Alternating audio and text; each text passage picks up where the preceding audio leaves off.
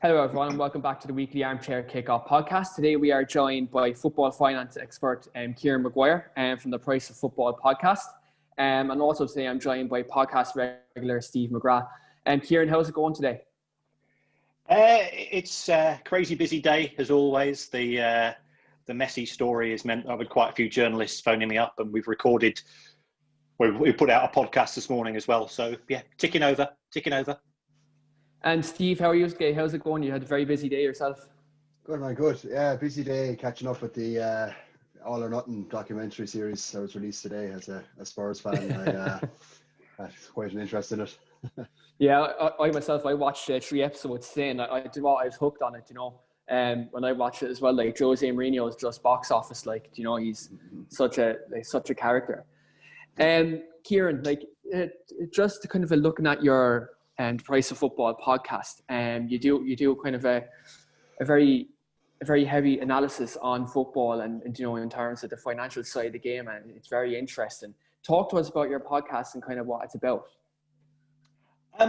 Well, I was approached a year ago by one of the people that works at the BBC to say, would I do a podcast on football finance, because that's what I teach. And I said, well, nobody will listen to it. It's not exciting enough. There's not enough stories. It's too dull. So we had a chat over down the pub, and we decided to get a comedian involved. So we managed to persuade Kevin Day, who's absolutely brilliant. Yeah. But even so, Kevin didn't know me. I didn't know him. I approached him on Twitter. I could tell he was reluctant, but we went along. It was just after Bury had been kicked out of football, so we were quite angry as football fans, and it's just taken on from there. It turns out that Kevin and I have got quite a lot in common, that we're both born in London from Irish families. He supports Palace, I support Brighton, so it means we hate each other from a team point of view. But he's just brilliant, because he asks the questions that the bloke down the pub would ask. And he takes the mickey out of me non-stop for being the world's dullest man. So it seems to work. We get about 40,000 downloads a week, I think, these days. And that's unreal. And the fact that both yourselves, you kind of you both bounce off each other, in terms of him from the comedic standpoint, and yourself with your expertise in the whole finance side of the game. It's a really interesting podcast, and you're doing fantastic work. Well, thanks. I mean, we both thought we'd run out of stories within 3 weeks and nobody would listen. And in many ways, it's a real sad thing that we do now 2 shows a week. They quite often last well into an hour or more. And if we had time, we've got enough stories to probably do a third, but we don't have time. Kevin's a writer for lots of the comedians and who you see on television, and some of the sports shows as well. And I've got a full-time job at the uni. So it's sad that we've got so much content, because they tend to be bad news stories rather than good. But it just goes to show that there's lots of there's lots of scoundrels in football, and we just try to shine a bit of a light on them. I know a little bit about finance, and I can sometimes spot some of the strange things which are taking place, and then Kevin turns them into something funny. Kieran, because kind of talking about the finance side of the game, obviously at the moment, Manchester United have been heavily criticised for their transfer activity in this kind of COVID-19 transfer window. Talk to us a bit about the financial situation at Manchester United and kind of where they're at this stage. Well, I mean, I've lived in Manchester for 40 years, so I lived in Manchester most of my life. I think United have, from a financial point of view, but also from a protecting their employees point of view. And Manchester United has at times been the biggest private sector employer in Manchester. I think they've done the right thing by the right people most of the time. They've protected jobs. They've not used the furlough scheme. They've done some amazing things out in the community, and they've got no credit for it, because people said, where's Jordan Sancho? In terms of where United are, they normally make around about £4 million a match in ticket receipts for every match that takes place at Old Trafford. So if you think about it, since March, they've lost 5 or 6 matches there. So that's 25 million quid. We don't know when United are next going to play a game. So from their point of view, they've done their sums and said, yeah, we are willing to do some deals. And it looks as if a deal might be going through as we speak. Is it De Beek? Is the Van de Beek still is medical? Yeah, that's so. That will be 40 million. Also, from my understanding of what's going on at United, they're not willing to be held to ransom in terms of prices. And if you take a look at the football market, in my view, historically, there's been sort of 3 prices. I don't know whether you've ever been to Thailand, but when you go there, if you're trying to buy something, there's one price for the locals. Exactly the same product is a different price for if you're a tourist. And there's a third price, which is even higher if you're an American tourist, because everybody knows that they've got the biggest wallets. Well, that's been the case with Manchester United. You look at them paying 80 million for Harry Maguire, who's a good player. Nobody doubts that. But I can't see how he's £5 million better than Virgil van Dijk. And even if you're a United fan, you'd probably begrudgingly perhaps could take the same view. Yeah, so United, I'd agree. Yeah, absolutely. So United historically, because they are so successful, they have been willing to pay just a little bit extra. And I think the people at the top now have turned round and said, yeah, we still are interested in the market. And if a player comes along and at a fair price and we don't get ripped off, then we will do deals. And also, to a certain extent, United's production line in terms of academy talent is still superb. So you've got Rashford in the team. McTominay has he's been injured this season. So, Brandon Williams looks good. You've got players who potentially could get into the United team as well. So why go out and spend 80 million, 90 million just really to keep the newspapers happy and some of the Egypts on social media, when the management team and the recruitment team, they know the quality of the people coming through. Nobody 12 months ago realised that when Lukaku went, that actually he was going to be replaced by Mason Greenwood, who's a better player for United. I think Lukaku's a fantastic player, but somehow it just didn't quite work out for him at United. His goals to game ratio was still excellent, and we've seen what he's done this summer, sort of over the last 12 months in Italy, just to show what a fantastic player he still is. But somehow it didn't quite fit for him at United. So Greenwood seems to get a player of Greenwood's talent, that they've saved themselves 70 or 80 million pounds in the market. Yeah, and I suppose I kind of reflected on this kind of last couple of days. Like I've been very vocal myself on social media in terms of like Man United's lack of transfer activity. But you look at a 120 million price tag maybe in this COVID-19 market, it's highly unrealistic that Man United probably pay that all up front. But then you look how astute they're being now with like the 40 million for Donny van de Beek, who's, in my opinion, is worth the money. He's a very good player. Like me and Steve were talking yesterday about the deal and how a good player he is, because Steve's a Spurs fan, and so he was speaking about how highly of Van de Beek, of how he performed in Champions League and then 2 games against Tottenham in the semi-finals last season. And I think like United might look at this market and say, like, look, maybe this summer we're not going to pay the 120 for Sancho, but maybe we might spend 40 on Van de Beek. It's talked that they might spend 30 on Thiago, and probably like use the money kind of in a more wise way than they probably would in previous summers. Yeah, I mean, I know a lot of people get upset, and believe me, I'm no fan of the Glazers. I've ripped the Glazers apart from in terms in some of the issues they've done financially. But if you take a look at the 7 seasons since Sir Alex retired, United have spent 142, 151, 167, 205, 243. Then in Mourinho's last season, only 103. For most clubs that would be fantastic. And then in the last 12 months, 162. So they spent 1.2 billion pounds since Sir Alex retired. you try and show me the number of clubs that have spent more than United in that period. So, you know, I think people sometimes have a very short-term view. If they don't spend any money in one transfer window, it's not a problem. You look at things over a 3 or 4 year development period. And it could have been that if Mason Greenwood hadn't proven to be as good as he is, that United perhaps would have been spending 70 or 80 million pounds on a striker. And what they're doing, they're keeping that money in the bank because they don't know when when the next match is going to take place at Old Trafford.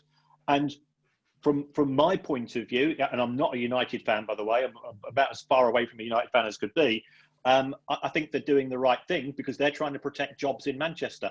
And as I say, somebody that's, I moved to Manchester in 1980, went to university there, and it's one of the greatest cities on the planet. As far as I'm concerned, what Manchester United's senior management have done has been the right thing. Doesn't mean that I think all the stuff they do is right, but on this particular issue, that they've done the sensible thing. And we don't want football clubs to be sensible, do we? We want it to be fairy tales, and we want it to be exciting. And saying, well, yeah, we're not going to use the furlough scheme, and we're going to try to protect jobs. Sort of a quiet round of applause, and okay, but where's Jack Grealish? Where's Jordan Sancho? People want excitement, and I think United have been a bit boring, a bit sensible, and a bit doing the right thing. Yeah, when you look at it from that perspective, like they are doing the right thing in terms of like for protecting the jobs. Like I know previously, like Liverpool and other clubs were criticised for using the furlough scheme at that time, but when you look at it from that perspective, Kieran, you're absolutely right. Like, and I suppose if they are being more smart in the market, I think maybe from a long-term view, it might benefit us more, because we don't know like when the fans are going to come back and when we're going to kind of generate the revenue that we do as a club.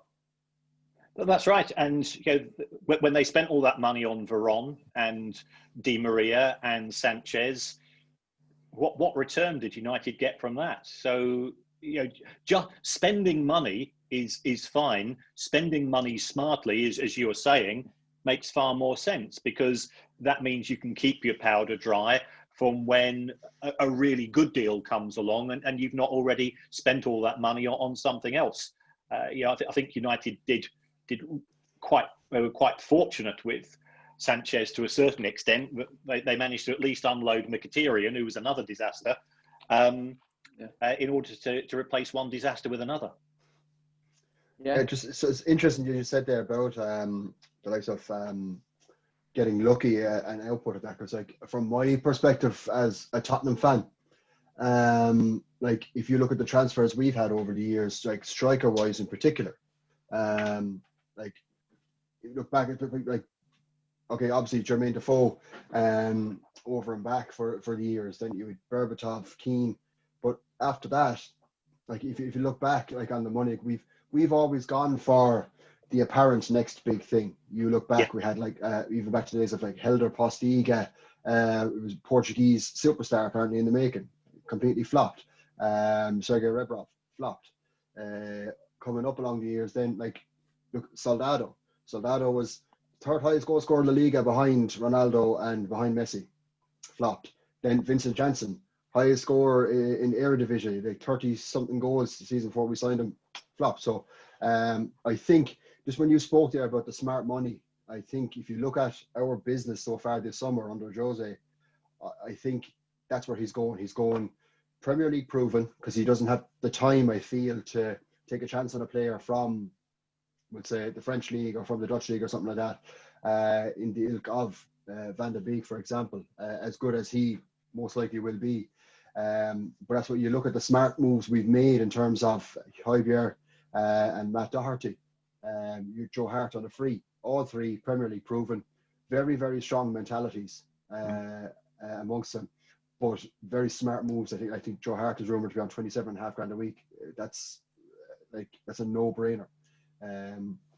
So I feel that's what we're doing, but also I feel that there is a kitty there for such maybe a bigger transfer if it pops up, should the situation arise, and I feel we're doing the smart moves at the moment in that sense. But just I'd be interested, Kieran, I suppose, like from a numbers perspective, like I'd be kind of quite analytical myself, and like I say, Swiss Ramble is one of my favorite Twitter feeds to go through every now and again just to see. But what do you make of Daniel Levy and his running of the club from a financial aspect? How do you think he compares with, say, with other chairmen, for example? Well, I did a full analysis of Spurs, I think, last year, and sort of a decade ago, Spurs were sort of one of those clubs, a bit like Everton or Newcastle, in that they felt that they were a big club, but they weren't delivering in terms of trophies. They didn't have the infrastructure, and it's a dull, boring word, to really push on. They did extremely well to become regulars in the Champions League, and on the back of that, Daniel Levy decided to go for the new stadium. Now, if you take a look at what Spurs were earning in 2012, they were generating £28 million a year from ticket sales. Now, Manchester United are doing 100. Arsenal are doing 100. Why? Because in the case of Arsenal, they've got a brand new stadium, which holds 60,000 plus. In the case of Manchester United, they've got an old stadium, but they've still got 75,000, and it's all geared towards corporates and hospitality and tourists. So again, it generates a lot of money. If Spurs wanted to genuinely compete with clubs of that stature, then they had to work out how to bring in more money. And Daniel Levy decided to go down the finance route rather than the football route to a certain extent. And I think what he's done, he's set up something where, as an outsider, I think Spurs have punched above their weight over the course of the last 5 or 6 years in terms of their finances compared to getting into the Champions League. But eventually, if you're punching above your weight for a few years, eventually that catches up with you. Yeah, we all know it. So what he's done in terms of Spurs' long-term opportunities to compete with the best, I think he's done the right thing. And it does mean that Spurs haven't been paying the wages, so therefore players have moved on who you'd rather have kept at White Hart Lane, or whatever they want to call the new stadium, the new Spurs stadium. White Hart Lane. Oh, yes, okay. Yeah, absolutely. It's fine by me. I think they will be able to compete on a more regular basis as equals for those Champions League places. It doesn't guarantee them they're going to win anything. They should now be able to outmuscle Arsenal, for example, in terms of their stadium. It's got the multi-use functions. It's got the amazing hospitality and catering elements built into it. So that Spurs have got the 6th biggest wage bill in the Premier League, but they're closer to the likes of Southampton than they are to Arsenal. And that's where they are as far as their wage budget is concerned. So, comparing them to Everton and Southampton and clubs of that nature, Spurs are doing really well. Compared to Manchester United and Chelsea, that's fine. But if you pay half the wages, and I don't care what business you're in, don't expect to be able to beat the people who are paying the top wages. It happens in practically every industry. Yeah, like I suppose, like in terms of like the stadium and that, I just think for us, like I looked at it. So I'm completely on board with the project in terms of what Daniel Levy sees and that, like, I mean, like the issues I would have around the club and the running of it and financially is to do with Joe Lewis. He's basically like the ruler in absentia, as such, and he's on his yacht in the Bahamas. But I think Daniel Levy is a very, very smart man in terms of business, in terms of finance. And what he's done, I think, is he's secured, I suppose, like, as you said, long term. I mean, like that stadium will be the home of Spurs for the next 100 years. And then like the dual purpose with the pitch, the NFL. When I was watching the documentary, he spent 3 years basically courting the NFL, trying to convince them to get on board with the project. And then you look at the 2 NFL games that they did have there. They broke the record, I think, for most beer sold, over £1 million worth of beer sold at it. Each Spurs game was generating around £800,000 in revenue. And I've been to the stadium probably 8 times, I think, since last March when it opened. And I can see why. It just the way it's all designed, the way, as big as it is, you're not queuing for that long when you're trying to get things in that. So they've thought about everything that way. But then, like, we were supposed to have the NFL games this year. There was supposed to be 2 Guns N' Roses concerts, 2 Lady Gaga concerts, the Joshua fight as well. And the Joshua fight was rumored to be on as well. So I think in terms of like what we were expecting to spend summer-wise, maybe on players and reinforcements for Jose Mourinho, I think that kind of went out the window. And but I think it's just every club is going to get hit, obviously. Some more than others, yes. But my kind of thing is, how do you think that, we'll say, next year will go in terms of financial fair play with if you look at the earnings this year, the lack of it, you know? Well, what the Premier League have done is that they've said they're going to put 2 seasons together. So 2019-20, 2020-21, they're going to put them together. They're going to effectively halve the losses and take it from there. And I suspect they'll make even further adjustments depending upon how long it takes to return to some form of normality. And we could be having this conversation in 12 months and Spurs haven't played in front of more than 20,000 people. Yeah. So I think people have got to take a mature approach about it. Football does live in a bit of a bubble at times. It can't be treated differently to any other part of the entertainment industry. The guy that I work with on the podcast, Kevin Day, he's a stand-up comedian. His wife works in the theatre. She's had no work for months. He's not been able to do any gigs. And this is affecting people's ability to earn a living. Spurs aren't making staff redundant, unlike another club in North London, for example. They are paying the wages on time. They're not using the deferral scheme, although they needed to be kicked a little bit to realise that perhaps they shouldn't be.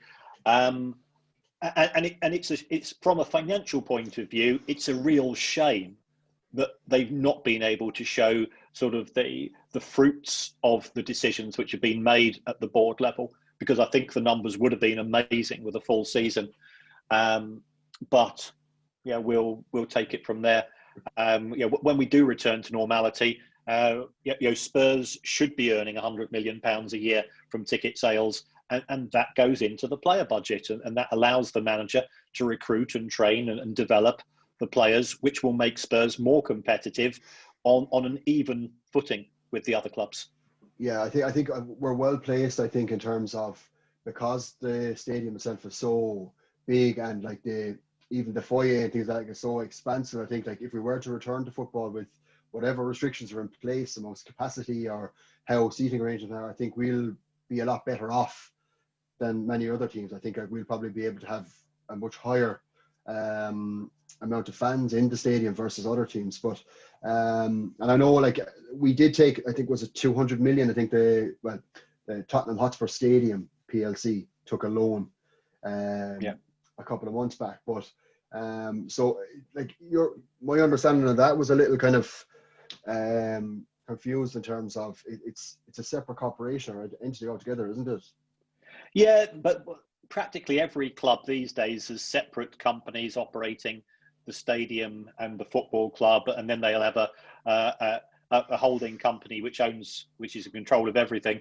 Mm-hmm. Spurs took the loan because if somebody offered me a load of money at 0.5% interest, I'd snap their hands off. Yeah. So that's the thing, because there was a lot of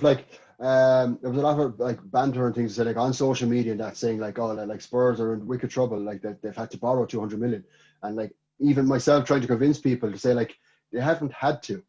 They've realised that, hang on a second, we can get this 200 million and we just pay back almost the exact same amount of money. Yeah. Spread over amount of time. It's a no-brainer. But like obviously Spurs being the way, I think it's the way they were set up in terms of the PLC and the separate stadium entity, that they were able to qualify for it. Yeah. Yeah, you've got to be above a certain size, and they did qualify. Manchester United have spent £826 million since the Glazers took over in terms of their loans. Well, Spurs are paying £15 million a year. So by the time the loan gets repaid, they'll pay 150 million, a fifth of the amount of money that United have paid to the banks. And Spurs have got a far nicer stadium. I've been there as an away fan, and I've done practically every ground in the country here.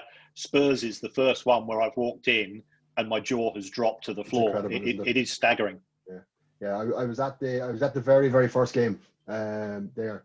I would say the fireworks stuff. I've been there a good few times since, and even every single time I walk up the steps out to the pitch, just because I've been to White Hart Lane so many times, exactly. And White Hart Lane it had a lot of kind of soul in it,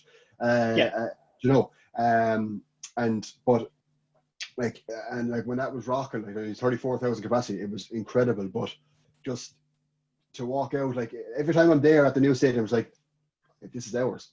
It's incredible. And I think one thing I kind of scribbled down here is you said that United has spent 1.2 billion since the Glazers came in. I think that's what we spent on the stadium and all that. It's that comparison. I think I just found that very, very interesting. Kieran, with regards to the whole Lionel Messi situation, it's after coming out in the last kind of week or so that he's kind of thrown his ties out of the pram and he wants to leave Barcelona.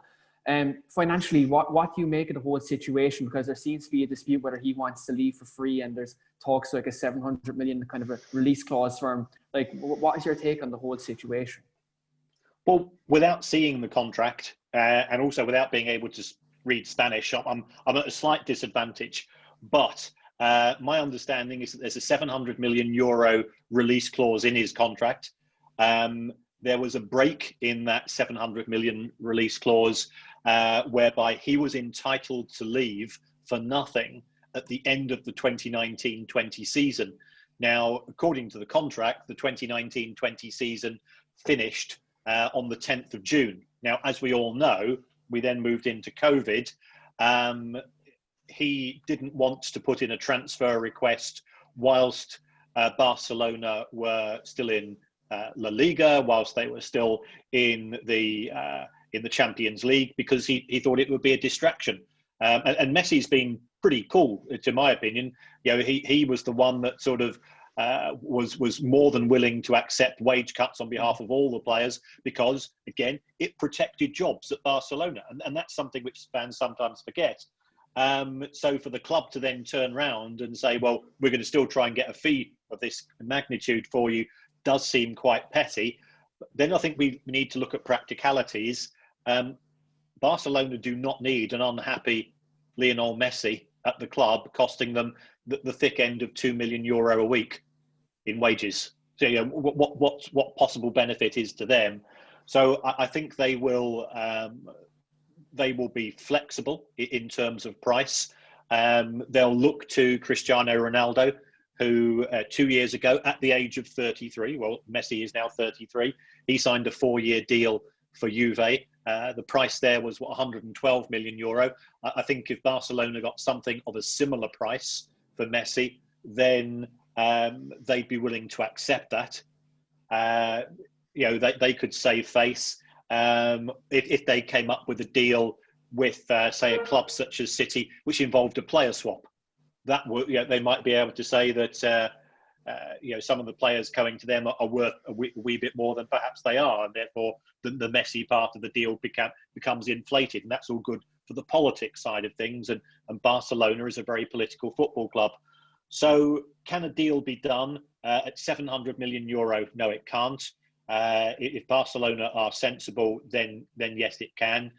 I was looking at Juventus's finances for the season before Ronaldo arrived to the season after. Yeah, his wages are expensive. The wage bill went up a lot. Clearly, they had to go and pay the fee as well, but they spread the fee over 4 years because he signed a 4-year contract. Juventus's income from merchandise, from sponsorship, and from ticket sales, because now they can sell the tickets at higher prices, especially for European games. I think that went up by around about 54 million euro. So there are ways of financing the deal, of funding the deal. The clubs that can possibly afford it, PSG can certainly afford it from a cash point of view, as can Manchester City. Manchester United, if they wanted to, they could potentially fund the deal because they do have an awful lot of cash in the bank. And he's a global superstar. Manchester United are a global brand, so it is feasible. Whether that would work at United, given that they've already got 3 pretty good strikers to begin with, are you what exactly are you improving as far as the side by recruiting Messi? Yeah, I suppose like I look from a Man United point of view. I don't think we'll go for him. I don't think with the way we're kind of not going in for Sancho for that £120 million. I think Lionel Messi is definitely off the cards in that respect. I think from my point of view, looking at, I know Manchester City are rivals of ours, and I for one, I've slated them over financial fair play and the whole kind of situation they had with Cass. But part of me is kind of wanting them to go to City just to see him in the Premier League. Yeah. Because he's a superstar. He's the best player of all time, even though I'll have United fans coming at me now saying Ronaldo is the best player of all time now, and I'll be slaughtered on social media later on. But in my opinion, he's the best player of all time. I think Steve will agree as well. For the Premier League, it'd be a great addition to the league in general. I saw him, like I said, one of the most enjoyable defeats I've ever been to was when Barcelona beat us 4-2 at Wembley. It was just every time he got on the ball, he was incredible. He just, even after he scored, there was lots of us Spurs fans just sitting there kind of going, yeah, just fair play, But I guess in terms of investment for a club, I know it's kind of a bit weird to say it's a bit of a risk with Messi, but he, as you said, he's 33, huge financial implications. So when you said about the release fee, you reckon 100 million or so would do it? I think they'll be interested at that. I mean, they'll try for more, of course. Of course. He's a player that doesn't get injured on a regular basis. He just, and a bit like you, I've seen him play. I went to see him play at the Etihad because I used to go and watch City play in the Champions League games when I was living there. And I've never seen anything quite like it because the ball was stuck to his foot with a piece of string. Yeah. And I don't know how he did it because he's not stronger than anybody else. He's clearly not bigger. But sometimes you just got to say you're in the company of a genius. Whereas I think Cristiano Ronaldo is a player who has worked harder at his game than perhaps anybody on the planet. And he deserves all the accolades. But for me, Messi is just a natural genius, whereas Cristiano Ronaldo has turned himself into an amazing football player. I've always been happy to make that distinction myself. Like Messi, I just feel like he's a magician. He's just been naturally blessed with this gift that he has, whereas Ronaldo is the athlete. Yeah. So he's seeing what he can do, and it's almost like he's a project of his own to see how far he can push himself. Whereas Messi is the kind of guy you'd say what we would say in a Sunday league that he'd go out on a Saturday night and he'd drink 10 pints and crawl home at 6 a.m, grab his boots and come out and score a hat-trick on a Sunday. Do you know? Yeah. That's one of those guys, yeah. And that's why we love George Best. Yeah. Because he's George Best without the alcohol problems. Yeah. That's some comparison. I'm not sure he'll take that as a tagline on his autobiography. Well, if I'm writing his forward, I'll be more diplomatic. Kieran, just with relation to kind of the whole financial side of things with COVID-19, obviously this whole pandemic across the board on football, it's going to take a very big hit. What type of impact do you think, what prediction would you make in terms of wages and transfer fees, in the next kind of 5-10 years? Do you think this pandemic could kind of almost change the shape of football for the future going forward? A lot will depend upon how long it lasts. If we do not have a vaccine, if social distancing becomes part of our lives forevermore, and I don't know whether that's going to be the case. I hope it's not. We all hope it's not. But are mass gatherings going to effectively be part of our history rather than our future. If that's the case, then if you take a look at football, wages have always followed revenues. So if revenues go up, wages go up to meet them. Now, what we're seeing is revenues are starting to fall because unless you are one of the super clubs, you can't negotiate the same fees from your sponsors. The TV companies, they've realised, yes, there's lots of football, but actually fans are important because fans shape your viewing experience. And the most important people in football, in my opinion, are A, the players, and B, the fans. And the trouble is with football is it's run by the people in the blazers and the suits in the boardrooms who think they're more important than the fan. But yeah, I don't know what your perception has been, but watching football take place in empty bowls, it's a training session with a little bit extra. Yeah. Football is for me, it is my greatest experience in life. Going along to watch my team is that shared experience, both the good and the bad. Coming away from a 7-1 defeat on a Tuesday night and saying you'll never go again, and then by Thursday morning you're looking forward to that game. What else in life could ever do that to you apart from football? And that's because we understand as fans just how much it means to us. So if matchday revenues fall as a result of COVID, then wages will fall. Transfer fees will fall quicker overall. There'll still be some big transfers going because you've got people who are multi-billionaires, such as Abramovich, who says, well, actually, if you look at Abramovich, he sold one of his businesses over the course of the summer for 1,500 million euro. So he can afford to spend a little bit at Chelsea. If he spends 200 at Chelsea, it's peanuts. But for the other clubs, and we've seen, United have been relatively quiet. Liverpool have been relatively quiet. Arsenal are doing deals on loans, free transfers, cut price deals, and that's what's happening with the elite clubs. As soon as you step down a level, nobody's spending any money. You think about all of those clubs, the likes of Newcastle and Wolves and Palace, and Palace, I think, signed somebody yesterday for 15 million, and I think that was the biggest signing outside of what Chelsea have spent, and potentially Leeds. Leeds have just been promoted. Yeah. So they have got a bit of money. West Brom haven't spent money. Fulham haven't spent money. And you normally expect them to see them spending. The last time Fulham were promoted, which was 2 years ago, they spent 110 million. Yeah, once bitten, twice shy, I think, in that case for Fulham. But just when you alluded to the billionaire owners, I mean, like I said, that's where my frustration would kind of lie a little bit with Spurs and with Joe Lewis worth $5 billion. He's as rich as a lot of the big club owners. But again, I see the project.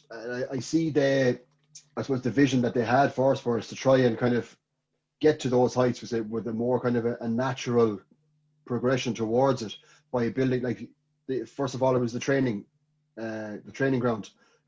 By all accounts, the players and that, it's the best in the world or near to it. They have the hotel there now as well, so the players stay over there when they're training.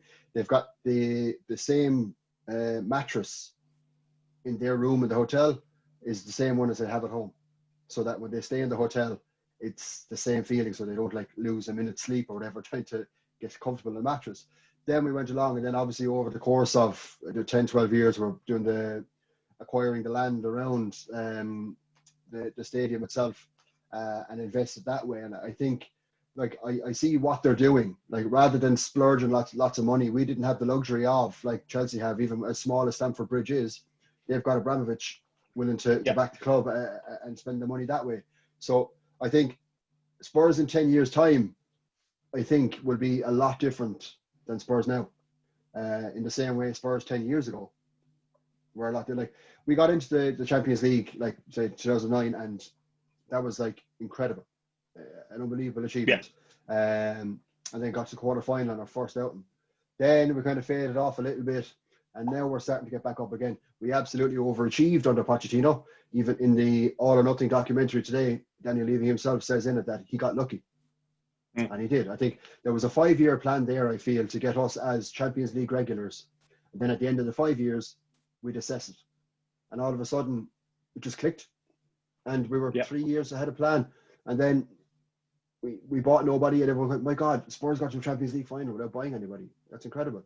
But that's what affected us at the end of the season, and without the squad depth for the injuries we had. And then it's now, I will say, the beginning of 2019, 2020 is where we saw the effects of not buying anybody in 2018. So I guess, like, from your point of view, I suppose, what were your thoughts on when Spurs went an entire season without buying anybody? I could see the reason why they did it. They were looking after the cash flow with the transformation that was taking place at the club. They didn't know whether or not they would need whether there be any last minute overspends at the stadium, and they might need an extra 15 or 20 million there. So it was understandable. They were banking on, Spurs normally budget to get to the quarterfinals of the Champions League, so that they earned more money than they anticipated. But as you rightly said, they did get lucky. Harry Kane has saved them how many hundreds of millions? Yeah, over I the got year? that scribbled down here. When you mentioned about Mason Greenwood earlier on, I was going to make that comparison with Kane. Like when you just said about like the overachievement and that as well that we've had, because I would look every year and I see all these announcements every year. Spurs have broken the record for profit for a Premier League club. Again, Spurs have broken another record for profit, and I wasn't seeing that on the pitch, and it was quite frustrating. And you see us missing out on players. Like, for example, last summer the huge news was that like we were that close to signing Paulo Dybala, and turns out there was image rights that it all broke down on. There were around 20 million or so, and fans, I suppose, would go, "What's 20 million?" To the club, when you see the numbers that are being rolled out and thrown around, especially with TV money nowadays. But again, I suppose someone of your expertise would probably be looking at that going like, yeah, I see why that didn't work. Yeah, because it's not just 20 million. It's the fact that then gets touted around by all agents. So the next signing is also looking for 20 million, and Daniel Levy's got 5 or 6 players who are tapping on the door saying, hold on, if you take a look at Spurs' wage bill, it is half of that of Chelsea and Manchester United and City and so on. We've been loyal to the club because we've been trying to win trophies, and now you've just gone and given this guy £20 million. Well, hold on, isn't it about time you looked after the people that have been there? I saw all 3 episodes of the documentary today as well. And I think what was very noticeable is just how much of that squad of Spurs has been at the club for more than 5 years. That in itself is quite unusual, especially given that they're not paying top dollar wages.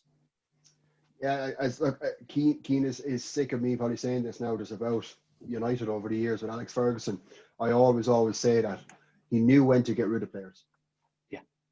Like I said, you look at look at the players that United left go over the years. Like I said, with Ronaldo, Beckham, even Rooney. Then, like you said earlier on, with Varane and Jaap Stam, players like that back in the day. That's we kind of grew too attached to the players we had, and it's like the end of the 16-17 season. Last season at White Hart Lane, we're undefeated at home all season, and it was like as if we said, "Great, we've got a great team. Let's leave it." Whereas there's a couple of players in that team that probably should have been moved on then.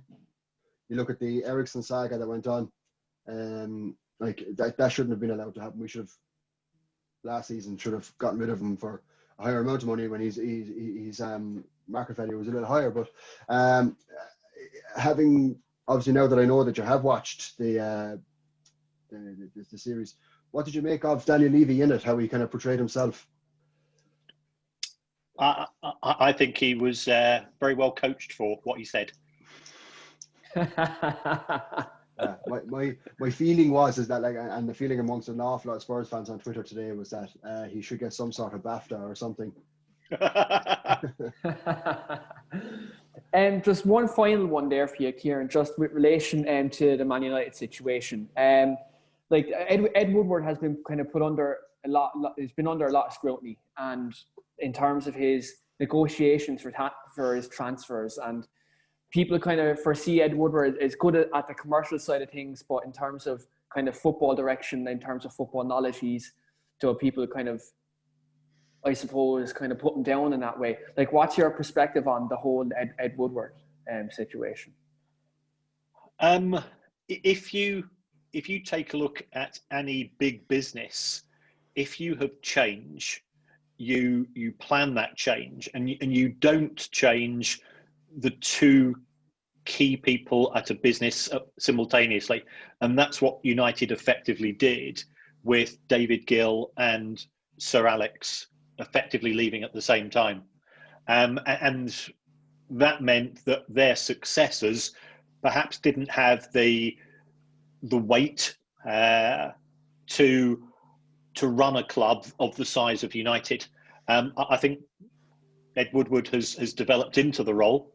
He has been able to outbid for Maguire and Sanchez. I'm not saying that they've been particularly successful signings, but that's not his job. He is not the football man. It's his job to do the negotiations on behalf of the club. There's no doubt that whilst a lot of people mock the commercial side, to go from when the Glazers took over £49 million in commercial income to, my spreadsheet in front of me says 275 over the course of 15 years is a hell of an achievement. And whether you like it or not as a United fan, it's that money which gave Sir Alex a fair budget. I mean, he was constrained by the fact that they're paying so much interest to the banks, but it also allowed his successors to go out and spend that £1.2 billion that I mentioned to you earlier. So I think Ed Woodward has been very good in terms of helping Manchester United to generate revenue, in terms of having the systems and the analytics to spend that money well. I think United have only in the last 12 to 18 months realised what they have to do, because you have got clubs like Liverpool, City, also Leicester, who have really bought into the data side of things, the Moneyball side of things, which again, as a fan, we're not interested in. Whereas if you look at the managers that United had, I think it was very difficult for Ed Woodward to turn around to, first of all, Louis van Gaal, and second, Jose Mourinho, and say, no, those players aren't good enough for Manchester United, because he didn't have the data to back him up. So therefore, those managers who are old school managers, I think they did make some acquisitions which weren't in the best interest of the club, and certainly from a financial point of view, they weren't getting very good returns. My understanding from my contacts I lived in Manchester for most of my life, is that United have addressed that particular issue, and I think you'll see that starting to bear fruit. I mean, Fernandes is a classic example. Yeah, and Bruno Fernandes, I think, was a fantastic signing. Like, he, for £50 million, or 49, I think that was kind of the figure that was floating around that he signed for. I think that's been an absolute bargain, even though Steve won't like me saying that, because I think Bruno was meant to go to Spurs, but we won't go there. We won't go there tonight. Kieran, thanks very much for coming on. It's been, an absolutely fantastic chat that we've had tonight. It's good to get your insight in terms of the financial side of the game, and your podcast as well. You're absolutely smashing it with that as well. So look, thanks very much for coming on. And Joe, me and Steve, we really do appreciate you coming on. Yeah, Kieran, I think, like, for myself, I suppose, like, as I said, like, I'm quite analytical, and I love, like, the Swiss Ramble and things like that, like, and like things like your own podcast always kind of intrigue me. Like, if as I work from home, I could have it on in the background just to hear what goes on. That just kind of really intrigues me, just to know all that side of things. I like to kind of find out those kind of, like, the numbers. I like to know what's kind of going on, but it's great to hear from somebody who actually like knows what's going on behind those numbers. Like I look at the reports and I'll see, we made loads of money. We're not spending it, you know, but it's great to hear from someone like you then who's able to actually break that down and say, well, here's why they're probably not spending it and here's what they're probably going to do. And I think that to have that side of things, I think is great. I only hope that the podcast itself that you have goes from strength to strength and people kind of hear more and more. I think a lot of Premier League chairmen will probably hope that your podcast gets a bit more airtime as well. Well, I think they'd rather I went away. So thanks very much again, Kieran. It's been absolutely great. And look, I hope you have a great evening. Thanks very much. Thanks for being back, guys. Stay safe, everybody. Bye-bye. Thank you. Bye-bye.